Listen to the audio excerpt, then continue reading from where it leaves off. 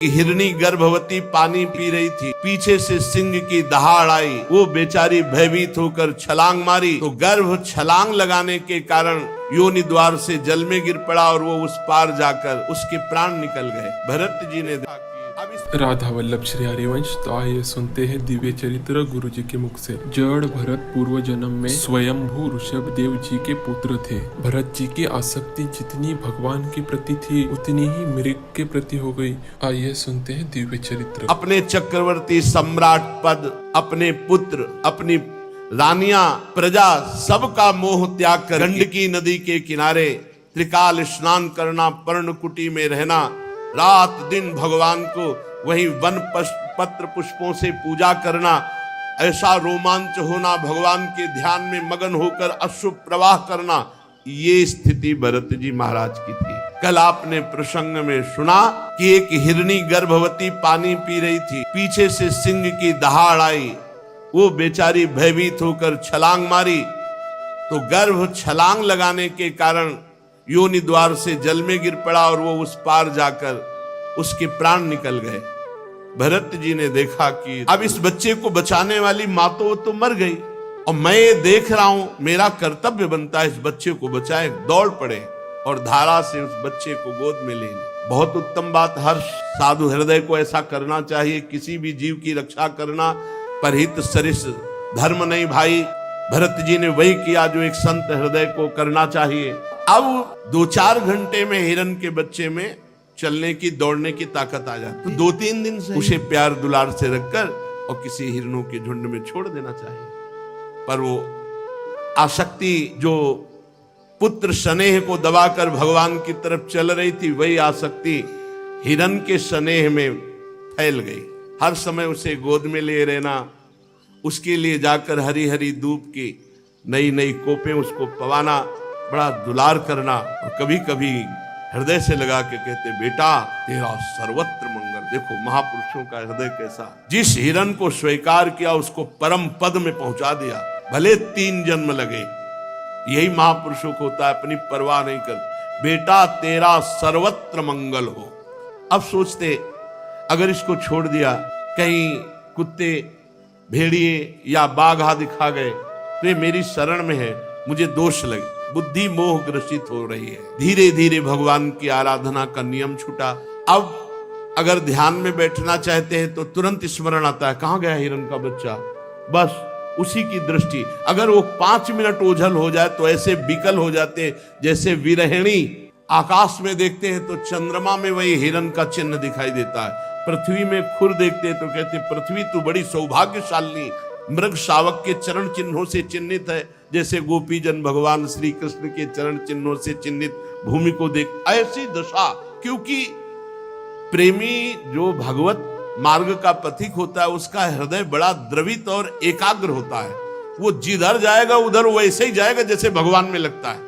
वो भगवान की तरह प्यार करेगा जिधर प्यार करेगा। इसीलिए उस हृदय को बहुत संभाल कर रखने की जरूरत होती है। जिस हृदय में नाम जब चल रहा है तो एक द्रवण क्रिया होती है। उस समय अगर आसक्त हो गया तो जो बड़े बड़े आसक्त जन देखे गए वो इसीलिए क्योंकि वो बड़े हृदय वाले, बड़े प्रेमी हृदय वाले। अब वो प्रेम पूरा का पूरा, उनका व्यभिचारी स्वभाव नहीं होता, आज इससे कल इससे परसों इससे ऐसा प्रेम लगाओ नहीं, उनका एक जिधर लगा पूरा लग गया। अब हिरन में लगा तो इतनी जोर कर लगा कि जब अंतिम समय आया तो उसी हिरन के चिंतन में इनका शरीर पूरा हुआ। बड़ी हानि। जहां भगवान के चिंतन के लिए अपना चक्रवर्ती सम्राट पद, राज्य छोड़ा, रानियां, पुत्र, समाज, प्रजा, सुख सब छोड़े, वही आज अंतिम बिगाड़ हो गया कि हिरन की आसक्ति में, हिरन को देखते हुए, हिरन का चिंतन करते हुए शरीर छूटा तो अगला जन्म इनको हिरन का। इतने बड़े महापुरुष भगवान ऋषभ देव जी के पुत्र चूक हो गई तो अगला जन्म हिरन का हुआ। मृग बने हुए राजर्षि भरत जी के मन में पूरी स्मृति है कि मैं भरत राजा था, हिरन की आसक्ति के कारण मुझे हिरन की योनि मिल गई। अब तो अपनी माता मृगी का त्याग किया और कलंजर पर्वत से पुनः उसी गंडकी नदी में आए जहां तपस्या करते थे। शालिग्राम भगवान जहां प्रकट होते हैं, पुनः आश्रम में आकर के वैसे ही जैसे भरत रूप से भजन करते थे वैसे ही भजन करने लगे मृग रूप से। अब तो हरी घास चरने में भी भय लगता कि कहीं आसक्ति ना हो जाए, इसलिए जो सूखे पत्ते गिरते उन्हीं को चबाकर और रात दिन गंडकी नदी में से अपने मृग शरीर को खड़े करके वही भजन करते और प्रारब्ध की क्षय की बाट देखते। अंत में शरीर को आधा गंडकी नदी में डुबा करके भगवान का स्मरण करते हुए शरीर छोड़ा। अब बात बन, जब मृग शरीर छोड़ा तो भगवान सुखदेव जी कहते हैं, हे राजन परीक्षित, आंगिरस गोत्र में जो बहुत ही ब्रह्म संबंध से युक्त और ब्रह्म कर्म से युक्त ऐसे ब्रह्म ऋषि के यहां जन्म हुआ भरत जी, यही नाम पड़ा जड़ भरत। आंगिरस गोत्र में शम दम तपस्या स्वाध्याय वेदाध्ययन त्याग अतिथि सेवा संतोष तितिक्षा विनय विद्या अनुसूया आत्मज्ञान एवं आनंद सभी गुणों से महान श्रेष्ठ ब्राह्मण के कुल में जन्म हुआ। वैसी ही इनकी माता विद्याशील आचार रूप उदारता से संपन्न पातिव्रत धर्म धारण करने वाली ऐसी जगह जन्म हुआ। 9 पुत्र हुए और दूसरी पत्नी से एक पुत्र और एक कन्या। इनमें जो पुत्र थे वो महाराज भरत जी थे। मृग शरीर का परित्याग करके इस जन्म में ब्रह्म बोध संपन्न महापुरुष के रूप में जन्मे। अध्यात्म ज्ञान पढ़ना नहीं पड़ा क्योंकि मृग शरीर में ही भजन पूर्ण हो गया।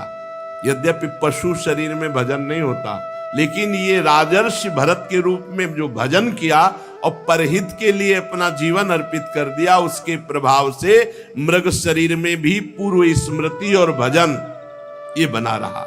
उसके प्रभाव से अब जो जन्म हुआ वो ब्रह्म बोध संपन्न महापुरुष के रूप में। पूरी याद है, मैं राजर्षि भरत था, चूक हो गई, मृग बना, अब आकर के मैं इस ब्रह्म ऋषि के कुल में जन्मा हूं।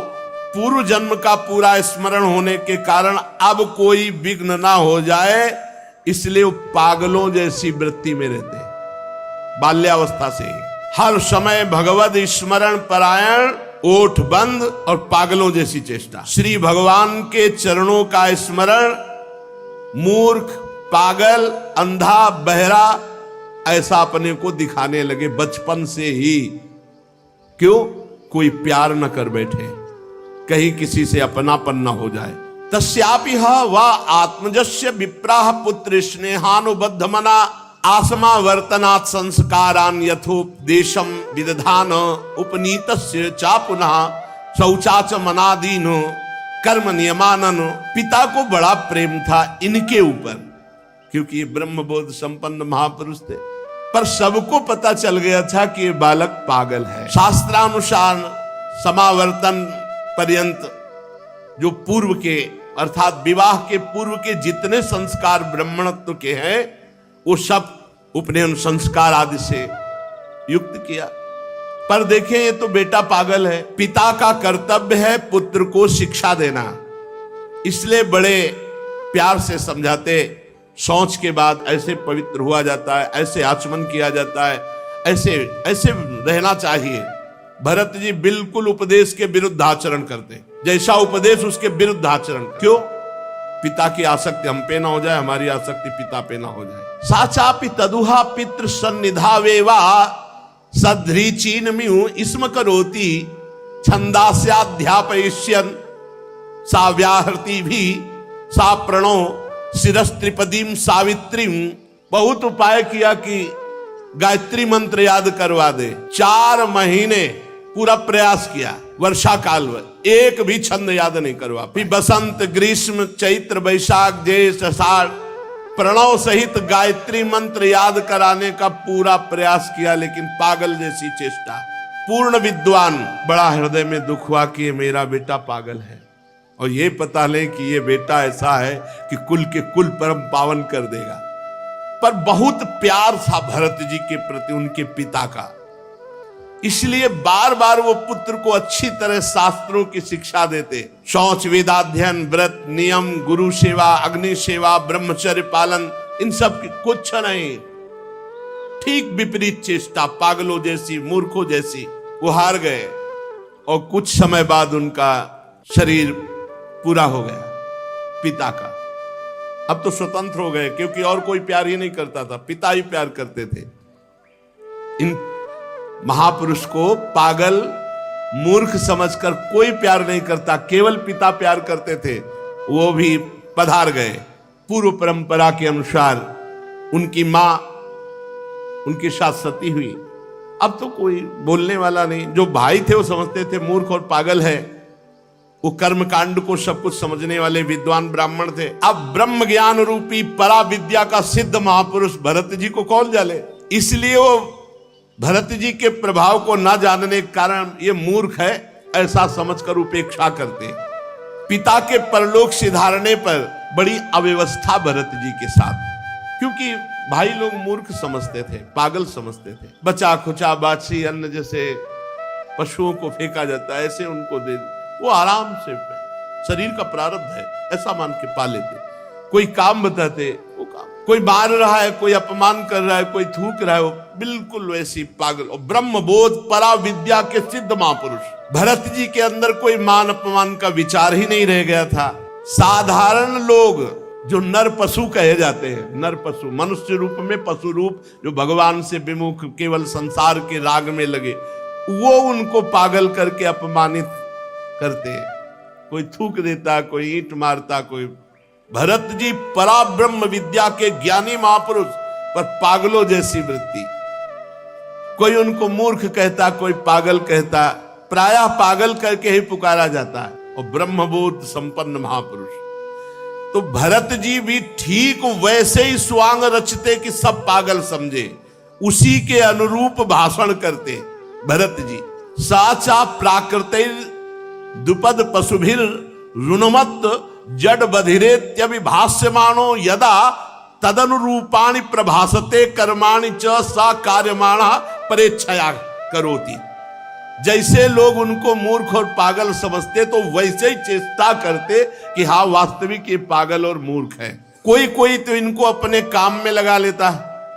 अब जवान है, चल चारा काट रहे, गोबर फेंकवा रहे, जैसा वो कहते वैसी काम। कोई अपने काम के लिए खेत में ले जाता, कोई मजदूरी कराता, अब बाद में जला भुना बासी अन्न फेंक देते सामने।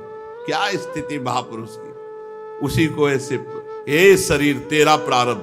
अब वो बाल ब्रह्मचारी अखंड शरीर वैसे ही पुष्ट बलवान, जीव के स्वाद की कोई वस्तु ही नहीं, जली सड़ी बासी ऐसे ही दे देते हो। खूब दिन भर मेहनत कराते भरत जी से। ये किसी कारण से उत्पन्न होने वाला शास्त्रीय ज्ञान नहीं, स्वतः सिद्ध भगवत स्वरूप ज्ञानानंद में निमग्न महापुरुष, आत्मबोध प्राप्त महापुरुष। क्योंकि भजन के बल से आत्मबोध प्राप्त हुआ, इसलिए बस एक मोटा यज्ञोपवीत शरीर में पिता ने जो पहला दिया था जब से, वो यज्ञोपवीत और नीचे का वस्त्र, बस ऐसे ही रोड में पड़े हैं, रास्ते में पड़े हैं, कोई दे दिया खाया, कोई काम में लगा लिया, पागलों जैसे। बहुत अष्ट पुष्ट स्वस्थ शरीर, सर्दी गर्मी बरसात सब खुले पे सहना, अपमान आदि, चूंकि देहाभिमानी नष्ट हो चुका है इसलिए कोई क्लेश नहीं। क्या लालच वाली ये स्थिति है। लालच लगना चाहिए कि काश ऐसी स्थिति भगवान की कृपा से प्राप्त हो कि शरीर राग रहित, शरीर के पोषण की वृत्ति ही चली गई है। शीतोष्ण वात वर्षेषु वृष इवाना व्रतांगः पीनः संहननांगम स्थंडिल संविशेष नानुन मर्दना मज्जन रजसा महामणि जीवान अभिव्यक्त ब्रह्म वर्चसा।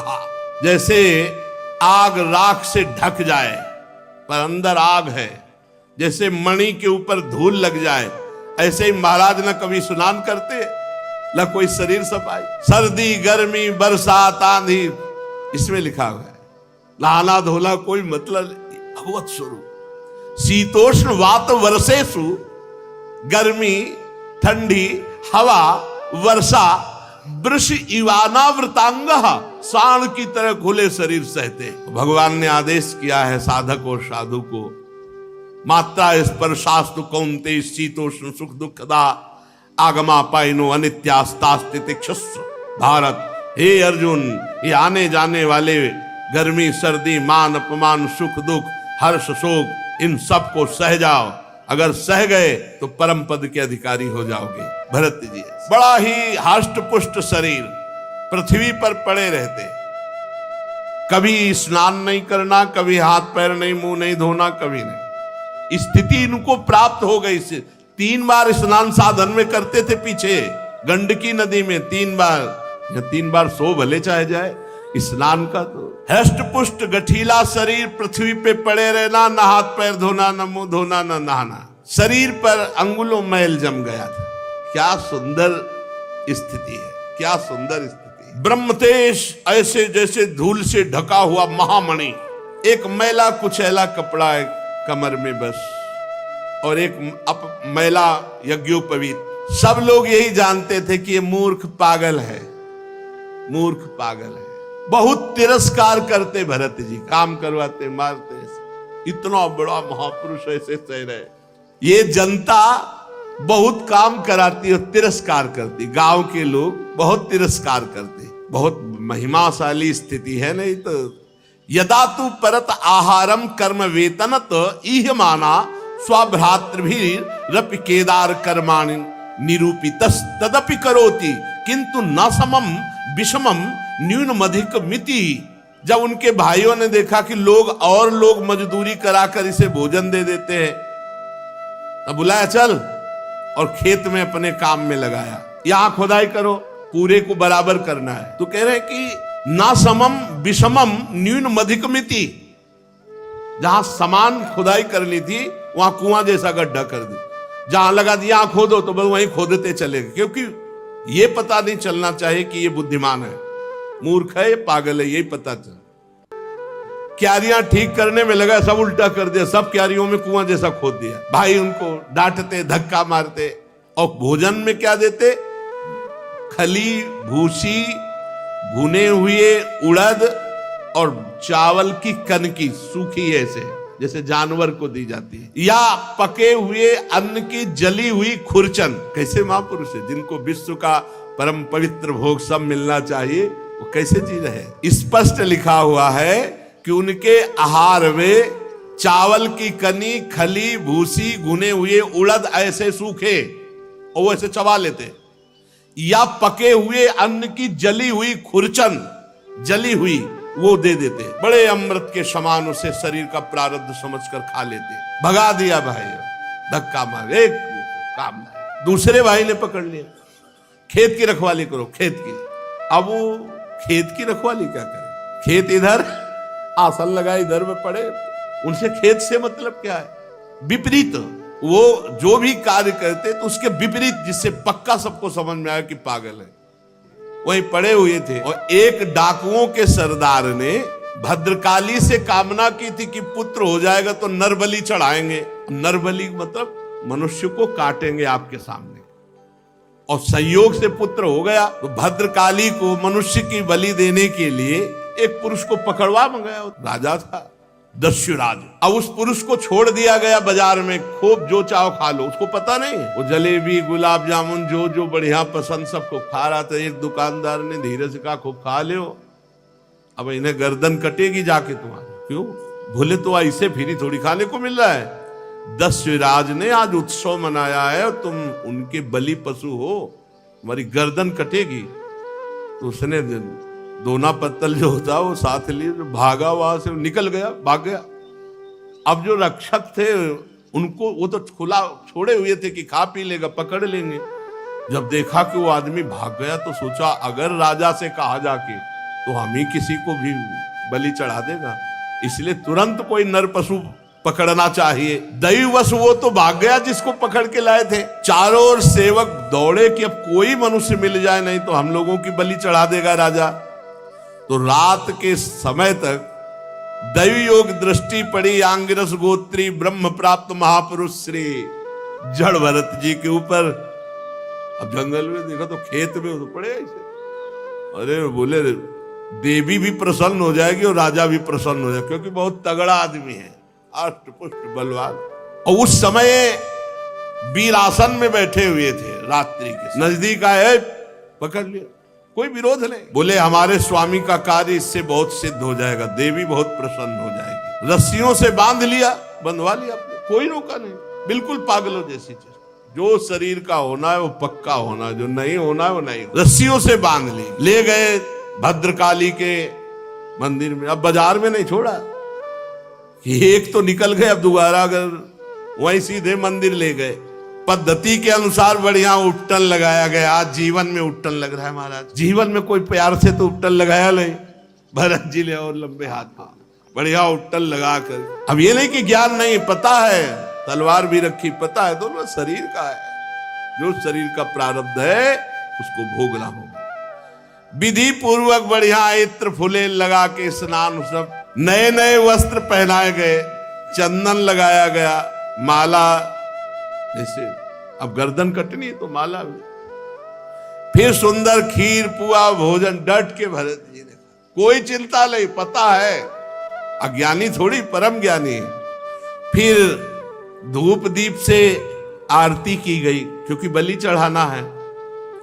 इसके बाद शुरू हुआ ढोल बजना, मृदंग ढोल, और भद्रकाली जी के सामने इनको ले जाया गया। भरत जी को कहा गया सर नीचा करके ऐसे झुका के बैठ जाओ, घुटने के बल सर नीचा करके आराम से बैठ, कोई परेशानी नहीं। और आदमी तो चिल्लाए लगते, अरे चिल्लाए क्योंकि सामने भारी तलवार वजन वाली पूजन की हुई रखी हुई थी। भरत जी ने देखा प्रारब्ध है, सर झुका दिया। दस्यु राजा आया और अभिमंत्रित वो बहुत वजन वाली खड्ग उठाई तलवार। अब ये तो ब्रह्म स्वरूप महापुरुष, वो रज और तम से मिश्रित स्वभाव वाला दस्युराज उन्मत्त होकर के जो ही ऐसे तलवार उठाई, एक तो ब्रह्म ऋषि, दूसरे ब्रह्मबोध संपन्न, शरीर राग रहित ब्रह्मबोध संपन्न महापुरुष के जे ही गर्दन पर तलवार प्रहार करने के लिए की, भद्रकाली के शरीर में ब्रह्म तेज से आग पैदा हो गई। भद्रकाली को असहनीय हो गई, चीख पड़ी, मूर्ति फाड़कर निकल पड़ी और वही तलवार लेकर के अपने जितने पूजा करने वाले थे सबकी गर्दनें उड़ा दी। अंबा को ये पसंद नहीं आया, मां को ये पसंद नहीं आया। जो लोग बलि देते हैं हीन पशुओं की, जरा इस प्रसंग से सुनकर देखे कि मां जगदम्बा है या केवल तुम्हारी ही मां है। अगर वो जगदम्बा है तो हर पशु पक्षी की मां है, वो कैसे बर्दाश्त कर सकती है अपने पुत्र का हनन? तुम्हारी दुर्गति होगी। माताजी जगत जननी, माताजी ने उनको मारा जो अन्य पुत्रों का नाश करना चाहा, तो माताजी ने उनको घेर करके मारा। चाहे रक्त बीज हो, चाहे शुंभ निशुंभ हो, चाहे जो भी महिषासुर हो, कोई भी हो, जिसने अन्य समाज को नष्ट करना चाहा, अंबा असहनीय होकर के अपने पुत्रों की रक्षा के लिए उसको मारा। ऐसा नहीं है, निर्बल जीवों की हत्या करोगे तो मां प्रसन्न हो जाएगी। अपनी जबान की चाटुकारिता स्वाद के लिए तुम पशुओं को मारते हो और सोचते हो कि जगदम्बा प्रसन्न हो जाएगी, नरक जाओगे।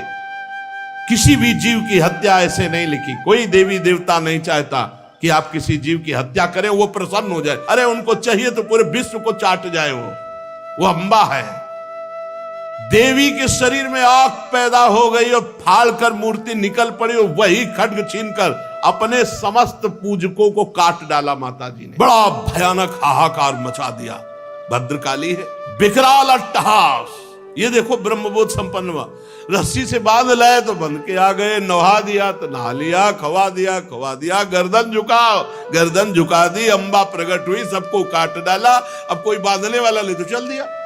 ये है ब्रह्मबोध संपन्न महापुरुष की स्थिति। और माताजी अट्टहास करके गरज रही, केवल भरत जी वहां जिंदा है और सबको मार डाला, सबको काट दिया माताजी। सत्य है एवमेव खलु महदविचारातिक्रमः कार्ष्णेनात्मने फलति। सत्य है कि जो महापुरुष का अपराध करेगा सर्वनाश हो जाएगा, कोई भी हो। महापुरुष के अपराध से डरना चाहिए।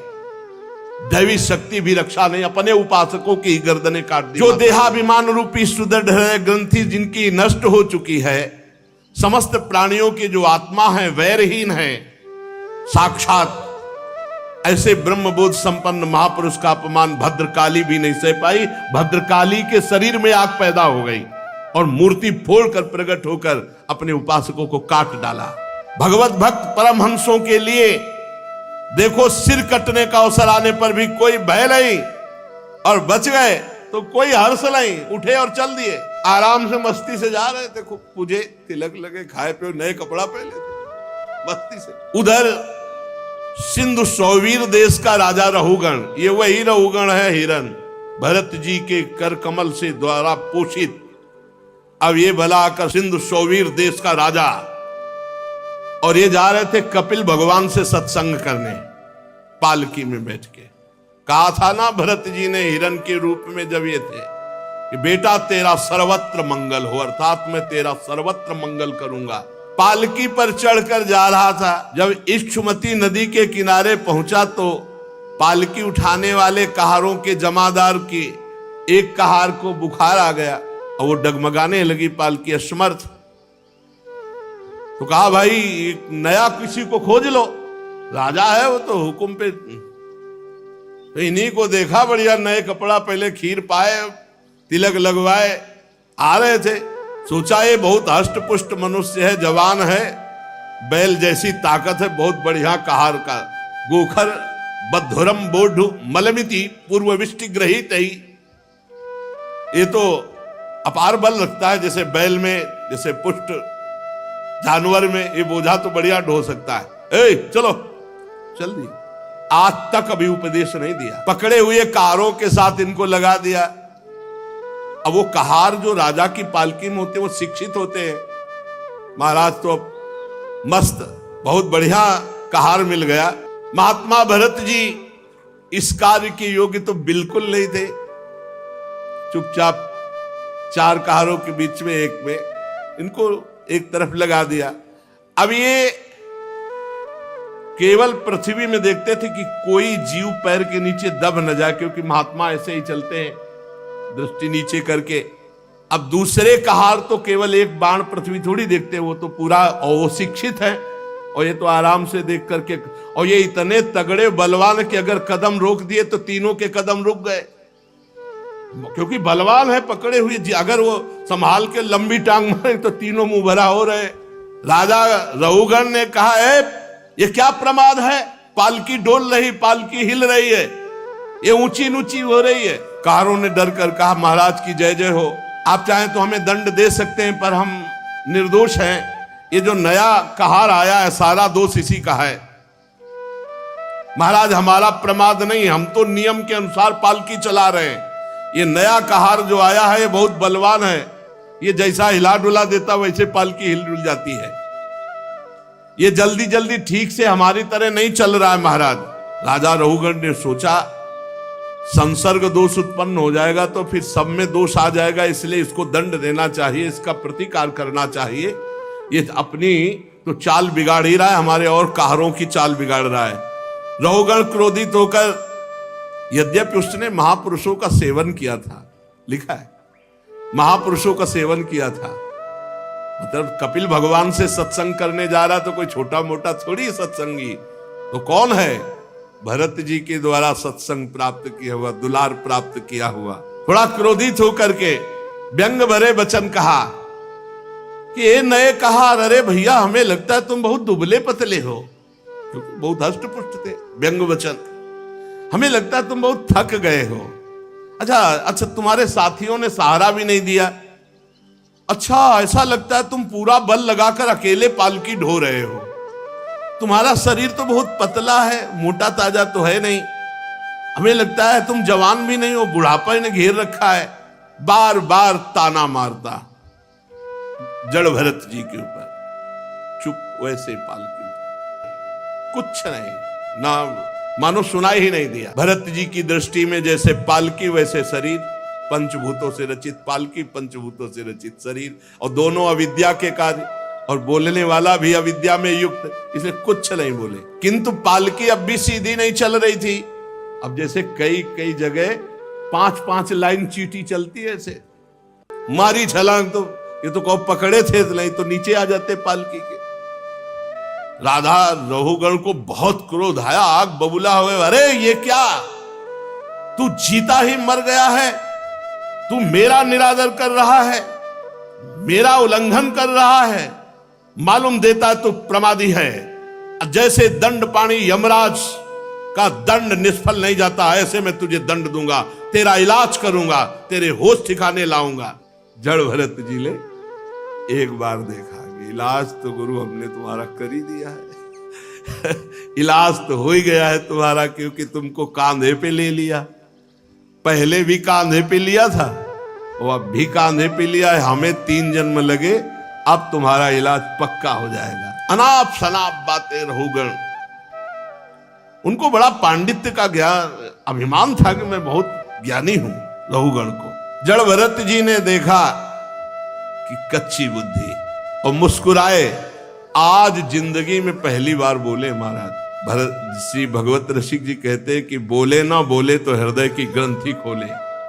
आज प्रवचन शुरू है महाराज जड़ भरत जी का। त्वयोदितम व्यक्तम अविप्रलब्धम भरतु समय स्याद्यदि वीर भारः गंतुर यदि स्यादधिगम्य मध्वा पीवेति रासौ न विदाम प्रवादः। तुमने जो कहा सब यथार्थ है जड़ भरत जी। मैं कोई उलहना नहीं दे रहा हूं। कितना हो भाग्य कि आज जिंदगी में आज जड़ भरत जी बोले नहीं। अभी तलवार चलने की स्थिति में भी नहीं बोले, आज तक नहीं बोले, मौन। आज बोले। भार नामक कोई वस्तु है तो ढोने वाला कोई है ही, मार्ग है तो चलने वाला कोई है। मोटापन, पतलापन, ये सब शरीर के लिए है, आत्मा के लिए तो नहीं ना।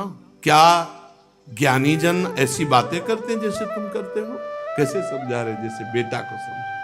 ये स्थूलता, मोटापन, कृष्णता, पतलापन, आधी, व्याधि, भूखो, प्यास, भय, कलह, इच्छा, बुढ़ापा, नींद, आसक्ति, क्रोध, अभिमान, शोक, ये सब देहाभिमानी को प्राप्त होते हैं, आत्मस्वरूप में नहीं। क्या सुंदर बात, क्या सुंदर बात। ये सब देहाभिमानी को प्राप्त होते हैं, आत्मस्वरूप को नहीं। राजन, तुम जो कहते हो मैं तुम्हें दंड दूंगा, मार दूंगा, ये विकारी पदार्थों को, निर्विकार स्वरूप को नहीं, मेरे स्वरूप को। बहुत ये दोनों बातें जो मारना या जीना है, ये आदि और अंत वाले इसी शरीर के अंतर्गत की बात है, स्वरूप में नहीं। यशस्वी नरेश, स्वामी और सेवक भाव जहां स्थित होता वहां आज्ञा पालन होता। मैं आपका सेवक नहीं हूं, तुम हमारे स्वामी नहीं हो, तुम्हारी आज्ञा का पालन हमारे ऊपर लागू नहीं होता। तुम राजा हो, मैं प्रजा हूं, ये भाव होने पर तुम्हारा शासन लगता। मैं प्रजा नहीं हूं तुम्हारी, ये भेद बुद्धि मेरे में नहीं है, व्यवहार के लिए अवकाश नहीं है। बहुत कोई थोड़ा परमार्थ को जो समझ रहा होगा वही समझ पाता है। परमार्थ दृष्टि में कौन स्वामी और कौन सेवक? तुम कहां राजा और मैं प्रजा? ये परमार्थ दृष्टि में कहां है? स्वामित्व का अभिमान रखने वाले हो तो बोलो, अब बोलो मैं तुम्हारी क्या सेवा करूं। अगर स्वामित्व का अभिमान रखते हो तो बोलो मैं तुम्हारी क्या सेवा करूं। वीरवर, तुमने कहा मत उन्मत्त प्रमत्त, तो मैं अपनी स्थिति में रहता हूं, तुम मेरा इलाज क्या कर सकते हो? तुमने कहा जड़ और प्रमादी ये शरीर, तुमने कहा शिक्षा दोगे तो पिसे हुए को क्या पीसोगे? क्या पीछोगे? शरीर को तो दंड दोगे और फिर नीचे करके पालकी लेके चल दी। जड़ भरत जी की दृष्टि और वचन और तत्व का उपदेश, अब तो रहुगण कूद पड़ा पालकी से, साष्टांग दंडोत हुआ, क्योंकि ऐसा कोई ब्रह्मबोध संपन्न महापुरुष ही बोल सकता है। राजमद चूर चूर हो गया, चरणों में सिर रख करके, हाथ जोड़ करके, घुटने टेक करके कहा। पालकी लिए हुए भरत जी कूद पड़ा रहुगण, साष्टांग दंडवत, आगे घुटने टेक कर हाथ जोड़कर कहा, देव आपका एक ही चिन्ह दिखाई दे रहा, यज्ञोपवीत द्विज का, ब्राह्मण का, और आप प्रच्छन्न भाव से विचरने वाले हैं। क्या आप अवधूत शिरोमणि दत्तात्रेय, या आप कौन हैं? कहीं आप साक्षात भगवान कपिल देव जी तो नहीं है? मुझे इंद्र के वज्र से डर नहीं लगता, ना हम विशंके सुरराज वज्रान्न त्र्यक्षशूलान्न यमस्य दंडात, नान्यर्क सोमा नीलवित्त पास्तात छंके भृशम ब्रह्म कुलावमानात। महाराज, मुझे इंद्र के वज्र से डर नहीं, भगवान देवादिदेव महादेव के त्रिशूल से भी मुझे डर नहीं, यमराज के काल दंड से भी डर नहीं, अग्नि सूर्य चंद्र वायु कुबेर इनके अस्त्रों से डर नहीं, पर मैं डरता हूं ब्रह्म ऋषि के अपमान से। आप कोई प्रच्छन्न भेष में अवधूत महापुरुष हैं, आप मूर्खों की भांति विचरण करने वाले, इसलिए मेरे से अपराध बन गया। साधु, आपकी दृष्टि और आपके वचन की मैं था ही नहीं पा रहा हूं कि आप कितने अगाध ज्ञान संपन्न हैं। मैं आत्मज्ञानी मुनियों के परम गुरु साक्षात भगवान श्री हरि की ज्ञान शक्ति के अवतार योगेश्वर भगवान कपिल देव जी के यहां सत्संग करने जा रहा था, सत्संग सुनने। क्या आप इस भेष में मुझे ज्ञान देने के लिए भगवान कपिल देव जी आए हैं? कौन हैं आप? अपना रूप छिपाकर विचरण कर रहे हैं। भला मुझ जैसे विवेकहीन पुरुष की कहां सामर्थ्य है कि आप योगेश्वरों की गति को हम जान सके? प्रभु, कि आप योगेश्वरों की गति को हम जान सके। प्रभु, आपके कुछ वचनों से मुझे संशय हो रहा है। मैं प्रश्न करता हूं, दृष्टा श्रमः कर्मत आत्मनो वैर भर्तुर गंतुर भवतश्चानुमन्ये यथा सतो दान यनाद्य भावात समूल इष्टो व्यवहार मार्गे। आपने जो ये कहा कि शरीर को दंड दो या सम्मान दो या अपमान करो, कोई फर्क नहीं पड़ता, तो नहीं महाराज, फर्क पड़ता है। मैं युद्ध आदि में जब श्रमित होता हूं तो मेरा शरीर श्रमित होता है, तो मुझे अनुभव होता है कि मैं श्रमित हो गया। जब बोझा ढोया जाता है तब ये लगता है कि मैं थक गया, तो मतलब शरीर का थकना आत्मा का थकना लगता है। शरीर का पीड़ित होना मतलब आत्मा को पीड़ित होना पड़ता है। सही लग रहा है ज्ञान? अब देखो अपने लोगों को सही लग रहा है ना? यही अज्ञान है। रहुगण ने कहा कि जैसे युद्ध में कर्म किया जाता है तो अस्त्र लगते हैं, थकित होता है, तो जब शरीर को पीड़ा होती तो अपने को पीड़ा होती है ना। और आपने कहा शरीर का मान अपमान व्याप्ता नहीं है। बोझा ढोने पर शरीर को थकान होती तो अपने को लगती है ना थकान। मुझे ये बात समझ में नहीं आई आपने जो कहा। क्या घड़े से जल लाना ये मिथ्या है? घड़ा मिथ्या है कि जल मिथ्या है? और घड़े से जल लाना रूपी क्रिया मिथ्या है?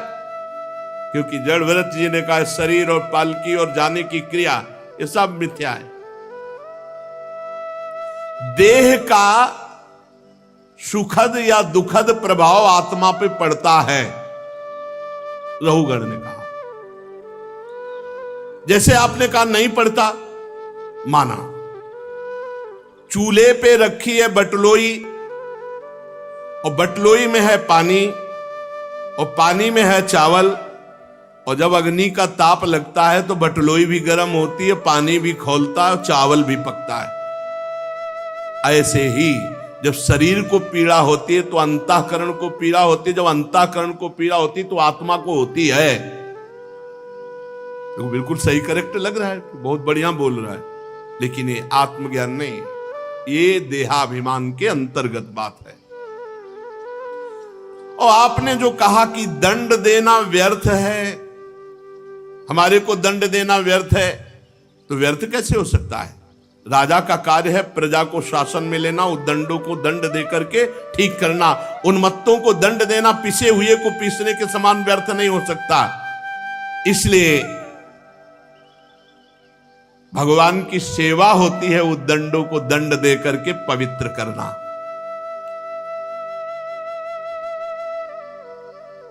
राजत्व के अभिमान से उन्मत्त होकर मैंने यदि आपकी अवज्ञा की हो तो मैं आपसे अपराध मुक्त होने के लिए विनय करता हूं, क्षमा कीजिए। ऐसी कृपा दृष्टि कीजिए कि कभी भी जीवन में मेरे से किसी साधु का गुप्त रूप से भी वो हो, प्रच्छन्न रूप से भी हो, कभी साधु अपराध न बने। मैं साधु अपराध से बहुत डरता हूं। विश्वबंधु भगवान श्री हरि के जो अनन्य भक्त हैं, देहाभिमान शून्य, अगर मैं डरता हूं तो केवल उन्हीं के अपमान से डरता हूं कि कहीं उनका अपमान ना हो जाए। महापुरुषों का, यदि ब्रह्म प्राप्त महापुरुषों का अपराध बन जाए तो मुझ जैसे पुरुष की क्या, कोई ईश्वर कोटि का भी हो तो भी वो नष्ट हो जाएगा यदि महापुरुषों का अपराध कर दे तो।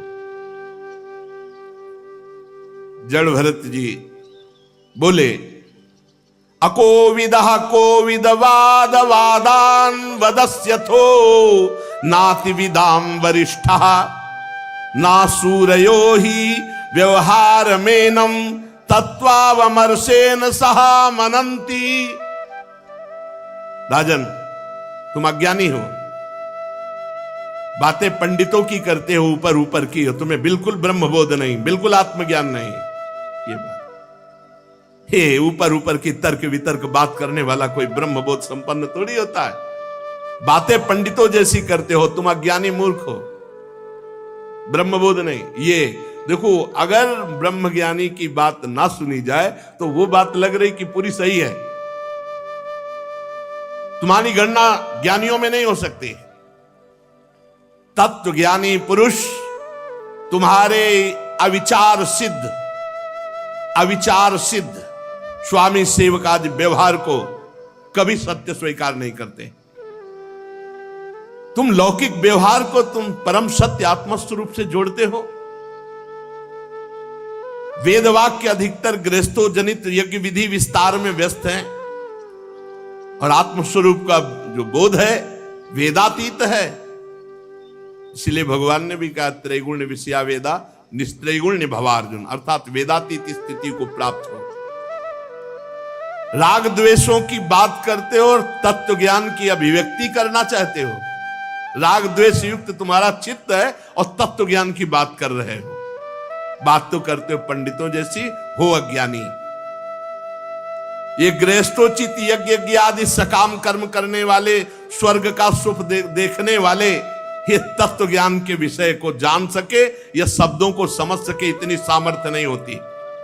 बहुत सुंदर। जब तक मनुष्य का अंतःकरण सतोगुण रजोगुण तमोगुण के वशीभूत होता है, तब तक बिना किसी अंकुश के उसकी ज्ञानेंद्रियां और कर्मेंद्रियां शुभ और अशुभ कर्म करती रहती हैं। क्या जानेगा वो तत्व ज्ञान जिसका अंतःकरण त्रिगुण से ग्रसित है, सतोगुण रजोगुण तमोगुण से। उससे दो ही कर्म हो सकते हैं, पाप या पुण्य।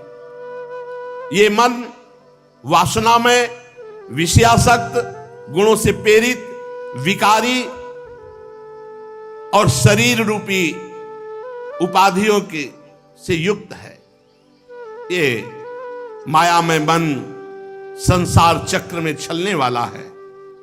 सवासनात्मा विषयो परक्तो गुण प्रवाहो विकृतः षोडशात्मा बिभ्रत प्रथंग नाम अभि रूप भेद मंतर बहिष्टम चपुरैस्तनोति।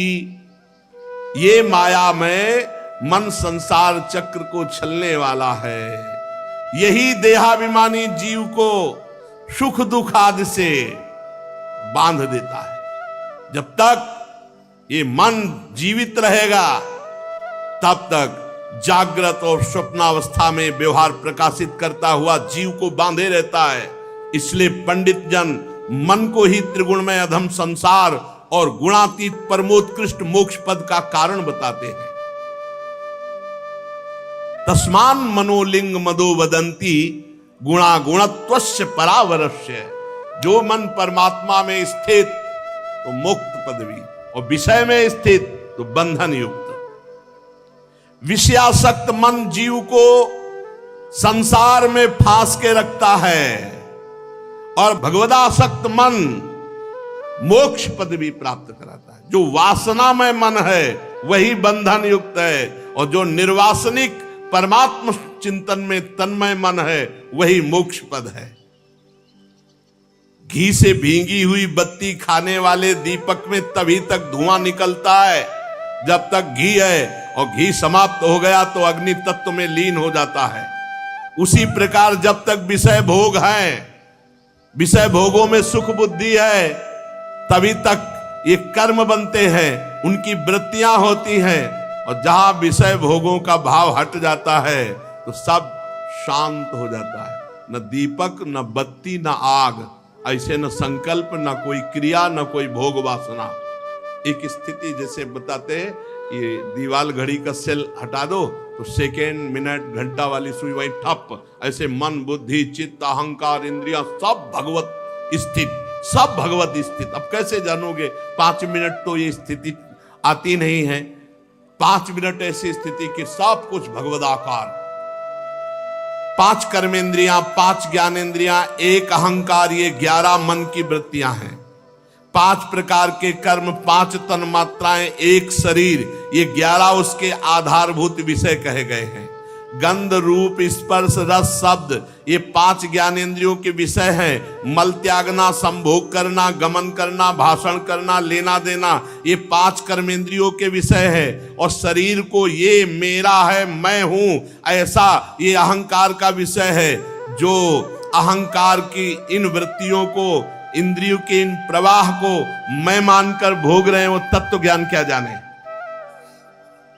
मन की ये 11 वृत्तियां विषय, संस्कार, स्वभाव, कर्म और काल के द्वारा सैकड़ों, हजारों, करोड़ों भेदों में परिणित हो जाती है।